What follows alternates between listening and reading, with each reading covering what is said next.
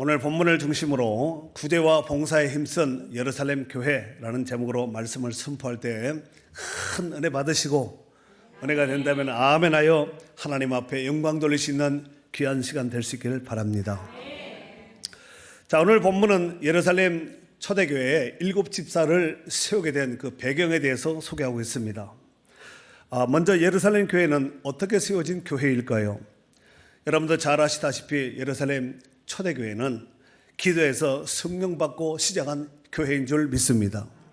이를테면 예수님께서 구름 타고 승천하신 뒤에 이제 사도들을 포함한 성도들이 마가의 다락방에 모여서 그들이 한 것은 오로지 기도에 힘쓴 것입니다.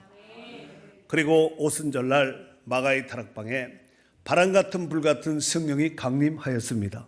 그리고 그들은 다 성령의 충만함을 받았습니다. 그로 인해서 사도들을 포함한 온 성도들은 이제 주의 복음을 날마다 증거하며 이제 거리와 도시에 나가서 많은 사람들에게 복음을 전하기 시작했습니다. 여러분, 이것이 그들의 일상이었습니다. 우리 한번 성경 오늘 본문은 6장 1절서 6절의 말씀인데 그 앞에 5장 마지막 절에 보면은 이런 말씀이 있지요. 그들이 날마다 성전에 있든지 집에 있든지 예수는 그리스도라고 가르치기와 전도하기를 그치지 아니하니라 그랬습니다. 여러분, 이와 같은 모습으로 사도들과 성도들이 복음을 전파하고 또 증거했을 때 초대교회 예루살렘 교회는 날마다 부흥하게 되었습니다. 그리고 베드로가 한번 설교했더니 3,000명, 5,000명, 그 뒤에는 수를 헤아릴 수 없는 폭발적인 부흥을 이루게 된 줄로 믿습니다. 그 과정 중에서 부자들은 자기의 집이나 아니면은 밭을 팔아서 이제 어렵고 힘든 가난한 이웃에게 아낌없이 헌신하기도 했습니다. 그 중에 대표적인 사람이 성경에 보면은 바나바라는 사람이 나옵니다. 사도행전 4장 36절에서 37절에 보면은 구브레에서 난 레위족 사람이 있으니 이름은 요셉이라 사도들이 일컬어 바나바라 번역하면 위로의 아들이라 하니 그가 밭이 있음에 밭을 팔아 그 값을 가지고 사도들의 발 앞에 두니라 라고 말씀하고 있습니다. 이런 부자들이 자기의 밭을 팔고 자기의 집을 팔아서 하나님 앞에 헌신하고 헌금함으로 인해서 그것으로 사도들이 어렵고 핍절한 가난 가운데 매여 있는 이런 성도들을 도왔다는 것이지요. 그러니까 예루살렘 교회의 성도들의 전체적인 분위기는 이런 분위기였습니다. 날마다 나가서 예수는 그리스도라고 가르치기와 전도하기를 그치지 않고 교회 내부 전원은 서로 간에 기도하며 서로 간에 결속력을 권고히 하고 또 부자들은 자기의 밭과 집을 팔아서 이제 가난한 자, 핍절한 자들을 도와서 어려운 사람들이 얻게 했다는 것입니다. 그로 인하여서 사도들이 불같이 전한 복음이 성도들의 구제와 봉사의 사역과 함께 겸비되어서 착한 행실과 함께 훈풍이 되어서 그 예루살렘 주변을 포함한 이제 이웃 마을의 지역으로 계속해서 들불처럼 번져나가게 되었다는 사실입니다. 그런데 이 예루살렘 교회는 크게 두 종류의 성도들로 구성되어 있었습니다. 하나는 히브리파 유대인, 하나는 헬라파 유대인. 크게 보면은 양대 산맥을 이루고 있다고 볼 수가 있는데 먼저 히브리파 유대인은 이스라엘 땅에서 출생되어서 그 땅에서 성장하고 그곳에 살고 있는 유대인. 그러니까 유대인인데 예수 믿는 교회 안에 들어온 기독교 성도들이라고 볼 수 있습니다. 그리고 참고로 12사도들은 모두 히브리파 유대인 출신들입니다. 자, 그리고 헬라파 유대인이 있는데 이 헬라파 유대인은 세계 각처에 흩어져 살다가 어느 한 시점에 이스라엘 땅으로 돌아온 디아스포라라고 볼 수가 있는데 이 오순절날 사도행전 2장에 보면은 오순절날 많은 사람들이 모여서 이제 오순절을 지키는 이런 모습을 소개하고 있지 않습니까? 그래서 이런 오순절 같은 이런 절기 때에 왔다가 그 땅에 머문 이런 유대인이라고 볼 수가 있겠습니다. 당시 유대인 회당에는 일상적인 관습이 있었는데 그것은 구호금 접수인 구호금을 접수하는 사람이 있었는데 매주 금요일 아침이면은 시장과 일반 가정을 돌아다니면서 일부는 돈으로 일부는 물품으로 이제 가난한 자들을 위해서 구호 물품을 거두는 이런 관습이 있었다는 것입니다. 그 모아진 것은 당일에 모두 나누어 주었습니다. 그러니까 우리로 본다면은 푸드뱅크 사역 같은 이런 사역을 했다는 것이지요. 그래서 일시적으로 지금 당장 끼니가 없고 상황이 위급한 아주 심각한 상황에 있는 이런 사람들에게는 그 필요를 충분히 주어서 그들이 그 어려움에서 빠져나올 수 있도록 이렇게 해주었고, 또 영구적으로 지속적으로 계속해서 구호가 필요한, 구제가 필요한 이런 성도들도 있지 않았겠습니까? 그래서 그들에게는 하루에 2끼씩 계산해서 일주일에는 14끼를 지낼 만큼 양식을 주었다고 합니다.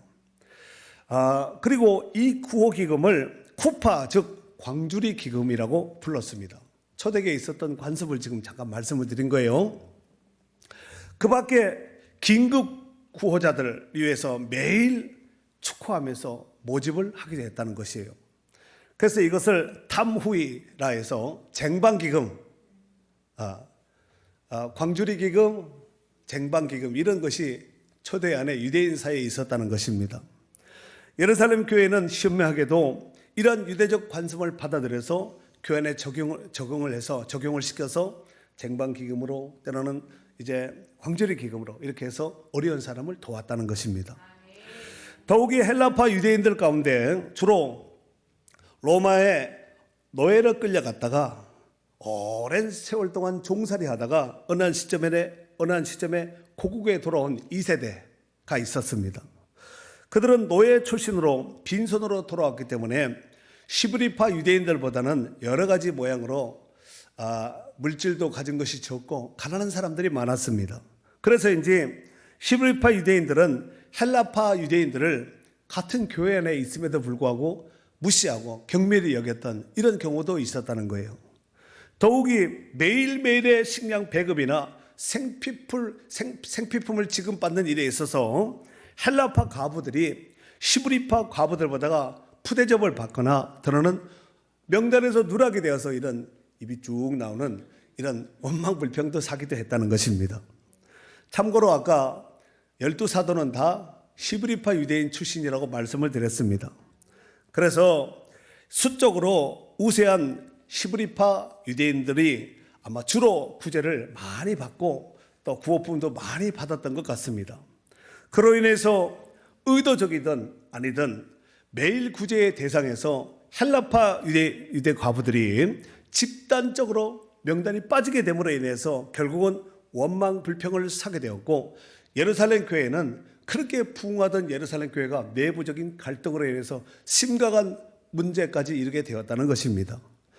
결국 이 일로 인해서 이제 사도들이 온 성도들을 불러 모아놓고 회의를 하게 되었고 단한 결정을 하게 되었는데 그 내용이 바로 오늘 본문에 소개하고 있습니다. 자, 그 중에서 우리 오늘 본문 2절서부터 4절까지 한번 다 같이 읽도록 하겠습니다. 12사도가 시작. 12사도가 모든 제자를 불러 이르되 우리가 하나님의 말씀을 제쳐놓고 접대를 일삼는 것이 마땅하지 아니하니 형제들아 너희 가운데서 성령과 지혜가 충만하여 칭찬받는 사람 7을 택하라. 우리가 이 일을 그들에게 맡기고 우리는 오로지 기도하는 일과 말씀 사역에 힘쓰리라 하니. 아멘. 자, 결국 이 말씀을 보아서 사도들은 하나님의 말씀을 제쳐놓았다는 거예요. 이 제쳐놓다, 카탈리포라는 단어를 쓰는데 떠나다, 놓다, 놓고 떠나다 이런 뜻을 가지고 있습니다. 하나님 말씀을 놓고 구제하고 봉사하는 일에 힘을 쏟고 앞장섰다는 것입니다. 그럴 수밖에 없잖아요. 어려운 시대에 어려운 이웃들, 가난한 사람들을 보면은 도와야 되는데 교회 안에 사람들은 많지만 실질적으로 일하다 보면은 실질적으로 일을 하고 도와야 될 현장에 있는 사람은 그리 많지 않습니다. 큰 교회든 작은 교회든 비슷합니다. 물론 큰 교회면은 좀 더 낫겠죠. 아무튼 사도들은 이제 하나님의 말씀을 제쳐놓고 접대하고 봉사하는 일에 많은 시간을 썼다는 것을 알 수가 있습니다. 여기서 접대했다 그랬는데 이 접대하다는 것은 접대라는 것이 상, 접대, 대접, 상이잖아, 밥상, 상 이런 뜻을 가지고 있고 그 다음에 일삼다라는 이 단어는 디아코네인이라는 단어를 쓰는데 수종들다, 섬기다, 봉사다 이런 뜻을 가지고 있습니다. 그러니까 디아코네인 크라페자이스라고 하는데 이것은 사도들이 구제와 봉사 사역을 함에 있어서 어느 정도로 열심을 내냐면은 정말 발에 먼지가 뛰어가면은 그들이 지나가면은 먼지가 날 정도로 그렇게 바쁘게 힘써 구제와 봉사에 힘썼다는 것입니다. 그러니 언제 기도하고 언제 말씀을 연구할 수 있었겠습니까? 그로 인해서 오늘 본문에 보면은 성령과 지혜가 충만한 사람 그리고 칭찬받는 사람을 7을 택하라 그러죠. 그리고 세워진 그들에게 사도들이 안수하여서 집사로 세웁니다. 그래서 이 사람을 일컬어서 초대교회 7 안수 집사라고 말을 합니다. 7 집사의 안수 집사 그 이름이 쭉 여기 보면은 5절에 기록되어 있습니다. 7명의 안수 집사 이름이 여기에 잘 기록을 하고 있습니다. 자, 그런데 우리가 여기서 주목해야 될 것이 한 2가지가 있습니다. 그 첫 번째로 구제와 봉사의 사역을 위하여 그냥 힘있고 그 다음에 일 잘하는 7명을 뽑아라 이러면 좋지 않겠어요? 힘있고 일 잘하는 7명을 뽑아라 이렇게 하면 좋은데 왜 하필이면은 성령과 믿음과 성령이 충만하고 칭찬받는 사람 7을 택하라 라고 말씀했을까요? 여러분 그것은 주의 사명은 세상적인 방식으로 세상적인 공식으로 하면은 코드가 안 맞습니다. 여러분 공감이 되시는 분들은 아멘 해보세요. 이해가 되시죠? 이 아멘 하신 분들이 일을 해보신 분들이에요. 여러분 우리가 주의 일을 하다 보면은 믿음으로 하지 아니하면은 시험 드는 일들이 정말 많습니다. 뭐 전들 그런 것이 없겠습니까? 여러분들 그런 것이 없겠어요?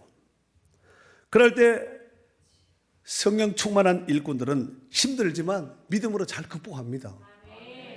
하나님이 알아주시면 됐지. 하나님이 보시지. 하나님이 주신 것으로 하는데 하고 믿음으로 극복하는데 믿음 없는 사람들 또 믿음이 연약한 성도들은 왜 나만 이런 건 하는데 왜 힘센 암흑의 집사님 권사님은 쉬고 왜 나만 이런 일을 하는데 이럴 수가 있다는 거예요. 그런 말을 하는 것은 믿음이 없다는 얘기거든요. 그러면은 아이고 그랬구나 하고 이렇게 해서 위로해야 돼. 베드로전서 4장 11절에 보면은 사도 베드로가 이런 말씀을 했습니다. 만일 누가 말하려면 하나님의 말씀하는 것 같이 하고 누가 봉사하려면 하나님이 공급하시는 힘으로 하는 것 같이 하라 그랬습니다. 이는 범사에 예수 그리스도로 말미암아 하나님이 영광을 받으시게 하려 함이니 그에게 영광과 권능이 세세 무궁토록 있느니라. 아멘. 그렇습니다. 두 번째로 뽑혀진 7명의 안수 집사들은 모두 헬라파 유대인들이었습니다. 아마도 기득권을 가진 히브리파 유대인 기독교인들이 아마 주의 사랑으로 양보했던 것 같아요. 이러보건대 정말로 성령 충만한 성도들은 악착같이 자기 권리, 자기 기득권, 이건 뭐 나한테 주어진 건데 내가 쓸 권리인데 하면서 자기 기득권을 내세우지 않고 양보했다는 것을 알 수가 있습니다. 우리가 신앙생활을 하다 보면은 때로는 이런 것이 필요할 때가 있습니다. 내가 할 수 있는, 내가 쓸 수 있는 권리이지만 그 권리를 상대방에게 넘겨주는 거예요. 네가 해라. 네가 먼저 해라. 이렇게 좀 통 큰, 좀 이렇게 대승적인 이런 자세로, 이런 마음으로 일을 해야 될 때가 있다니까요. 그래서 자신이 쓸 수 있는 권리마저도 자비를 베풀어서 다른 사람에게 양보하는 자세도 때로는 필요하다는 것입니다. 사도 바울도 그런 적이 있습니다. 고린도전서 9장 18절 한번 읽어볼까요? 그런즉 내 상이 무엇이냐? 내가 복음을 전할 때에 값없이 전하고 복음으로 말미암아 내게 있는 권리를 다 쓰지 아니하는 이것이로다. 그래요. 복음 때문에 내게 있는 권리를 다 쓰지 아니한 이것 때문이라는 거예요. 복음 때문에 참고 인내하고 또 권리를 상대방에게 넘겨서 기득권을 쓸 수 있도록 이렇게 배려를 해주고 양보를 해줬다는 것입니다. 자, 이제 뽑혀진 7 안수 집사님들은 구제와 봉사의 일을 맡아서 담당하였고 사도들은 기도와 말씀에 더욱 전무하게 되었습니다. 그로 인해서 예루살렘 교회는 하나님의 말씀이 점점 더 왕성하여 더 크게 부흥되었습니다. 이런 예루살렘 교회의 사도들과 성도들의 사역을 하나님께서 기쁘게 받으시고 그들을 또 예루살렘 교회를 축복하겠다는 말씀이 아니겠습니까? 자, 그 아래 7절 말씀 다 같이 하나님의 말씀에 읽도록 하겠습니다. 시작. 하나님의 말씀이 점점 왕성하여 예루살렘에 있는 제자의 수가 더 심히 많아지고 허다한 제사장의 무리도 이 도에 복종하니라. 아멘. 자, 정리하면 예루살렘 교회의 부흥의 핵심은 두 축이었습니다. 첫 번째, 사도들은 기도와 말씀을 신실하게 연구해서 전파하는 일을 했고, 두 번째로 성도들은 또 특별히 안수집사, 7 안수집사를 중심으로 해서 성도들은 구제와 봉사를 통하여서 세상 사람들이 봤을 때 역시 교회는 다르구나. 역시 교회는 다르구나. 교회는 저래야 돼. 성도는 저래야 돼. 하면서 칭찬을 받고 덕을 씌우는 일에 힘썼다는 것이에요. 그랬더니 교회는 어떻게 부흥됐다고요? 점점 더 크게 왕성하게 부흥되었다는 거예요. 이 은혜가 오늘 우리 교회 가운데도 있기를 바랍니다. 저는 이 말씀을 읽으면서 제가 개인적으로 말씀을 준비하면서 많이 위로를 받았습니다. 여러분, 성도들 중에서는 일은 안 하고 말만 막 이렇게 하는 사람이 있어요. 말만 이러니 저러니 말꾼들 있잖아요. 일 잘하는 사람은 일꾼이라고 그러고 말 잘하는 사람은 말꾼이라고 그러잖아요.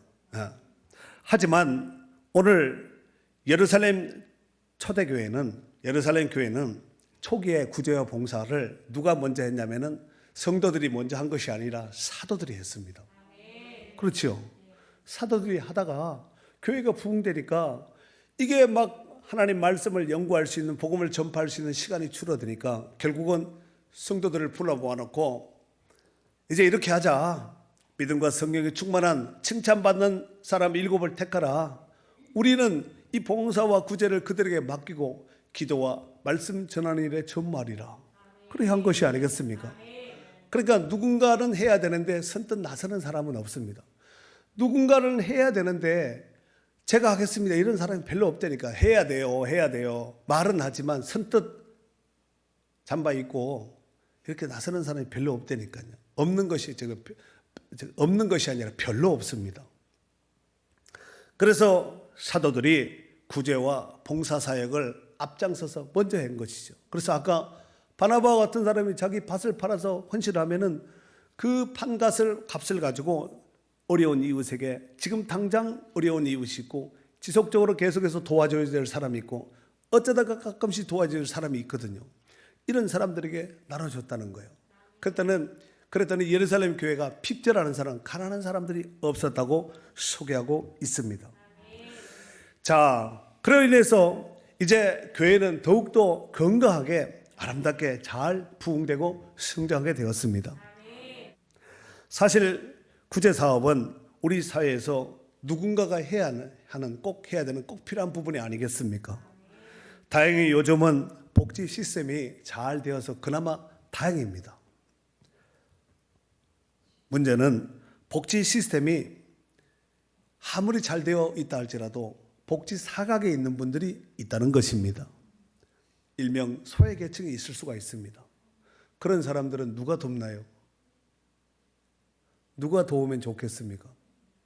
그래서 코로나 시대에 복음을 좀 더 원활하게 전파하기 위해서 제가 시도하게 되었고, 그 다음에 두 번째 이유는 저는 어린 시절부터 제가 이것은 아니지만 이런 사역을 했으면 좋겠다 하는 마음에 어린 시절 평화만 했을 때 이렇게 생각한 적이 있습니다.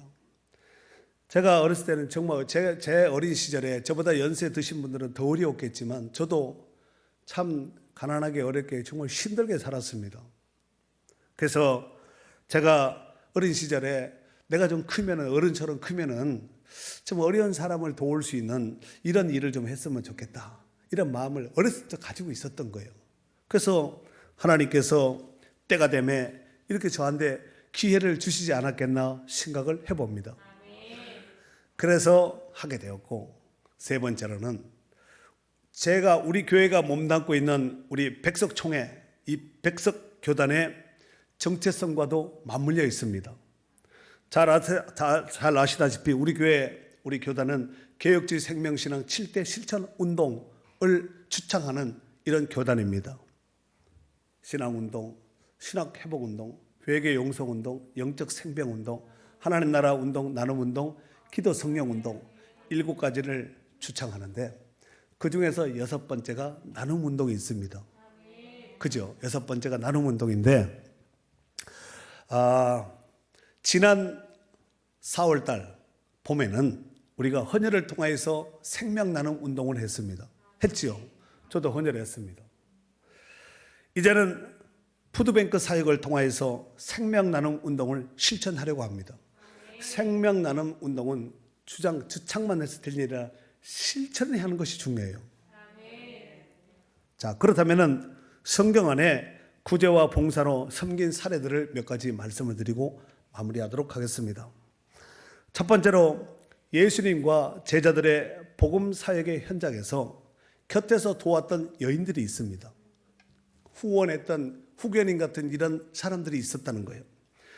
누가복음 8장 3절에 보면은 헤롯의 청지기 구사의 아내 요한나와 수산나와 다른 여러 여자가 함께 하여 자기들의 소유로 그들을 섬겼다라 그랬습니다. 필요한 모든 것을 그들이 다 후원하고 섬겼다는 거예요. 여러분 돈이 있다고 섬기는 거 아니에요. 돈 있고도 안 하는 사람들 많습니다. 어려운 경험을 해본 사람이 어려운 사람을 돕습니다. 그런 얘기 들어보셨죠? 어려운 사람이 어려운 사람을 돕는 거예요. 푼돈 모으고 십시일반 모아서 그래서 개미떼 군단이 붙어서 그래서 도와서 살려내는 것이 아니겠습니까? 큰 손들이 좀 기부하고 예루살렘 초대교회 바나바 같은 성도들이 다 있었던 것이 아니라 그 중에서 바나바 같은 성도들이 있었다는 거예요. 그 다음에 두 번째 다비다라는 사람이 사도행전에 나옵니다. 사도행전 9장 36절에 보면은 욥바에 다비다라 하는 여제자가 있으니 그 이름을 번역하면 도루가라 선행과 구제하는 일이 심히 많더니 그랬어요. 많은 구제와 봉사를 이 다비다가 한 것이죠. 이런 성도들이 있으니까 되는 거예요. 세 번째, 사도 바울은 에베소에서 목회하던 믿음의 아들, 영적인 아들 디모데에게 권했지요. 디모데전서 6장 18절에 보면은 선을 행하고 선한 사업을 많이 하고 나눠주기를 좋아하며 너그러운 자가 되게 하라 그랬습니다. 얼마 전에 이 말씀으로 제가 설교도 했습니다. 선을 행하고 선한 사업을 많이 하고 나눠주기를 좋아하라는 거예요. 베풀고 나눠주고 구워주고 이거 하나님이 기뻐하는 것이 아니겠습니까?